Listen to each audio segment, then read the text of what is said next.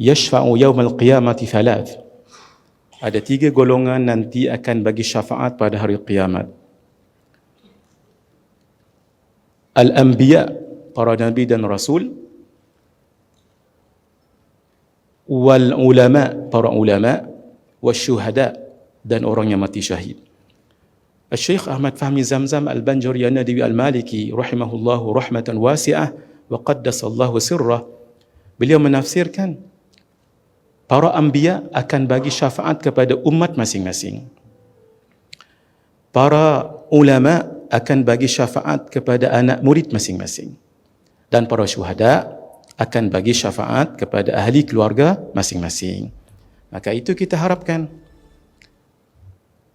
Al-mar'u ma'a man ahabba. Demikian yang disabdakan oleh Rasulullah sallallahu alaihi wasallam. Seseorang nanti akan dikumpulkan dengan sesiapa yang dia cintai.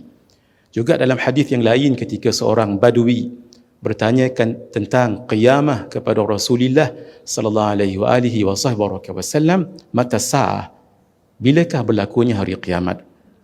Baginda kerana seorang yang sangat hikmah tidak terus menjawab dengan jawapan-jawapan yang baginda telah sebutkan dahulu sebelum itu kepada para sahabat yang lain. Berlaku pada hari kiamat, kemudian akan berlaku gerhana, kemudian berlaku pada hari Jumaat, begitu, dan lain-lain. Tetapi melihat orang ini orang yang tidak punyai ilmu sebegitu, lalu dijawab dalam bentuk pertanyaan yang ringan. Ma a'adatta laha? Apakah yang kamu sediakan untuknya? Lalu dijawab, ma a'adattu laha bi kathrati salatin wala kathrati siyamin. Aku tidak hadapi hari kiamat itu dengan banyak salat dan dengan banyak puasa. Di sinilah perlunya para ulama untuk menafsirkan hadis ini. Kalau hanya hadis dan Quran lalu kita ambil dan jadikan pedoman, barangkali kita boleh sesat. Sebab bukan senang untuk memahami Al-Quran dengan dalilnya yang bersifat qat'iyyu ats-tsubut, ada dhanniyu qat'iyyu ats-tsubut, qat'iyyu dilalah, ada qat'iyyu ats-tsubut, dhanniyu dilalah. Ini perlukan orang yang mahir.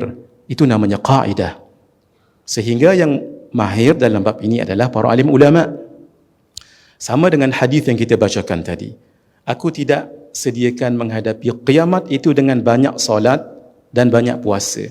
Kalau itu ditafsirkan, bermakna mungkin orang tidak banyak solat dan tidak puasa Ramadan, mungkin hanya beberapa hari atau banyak hari yang tidak puasa. Walhal sebenarnya solat di sini ai solat nawafil, solat sunat. Aku tidak hadapi hari kiamat itu dengan banyak sunat. Tapi kalau solat fardu itu pasti demikian juga tidak banyak puasa, ai puasa-puasa sunat. Jadi kerana itu perlunya para alim ulama untuk memahami dengan baik nas ataupun nusus Al-Quran ataupun hadis Nabi sallallahu alaihi wasallam.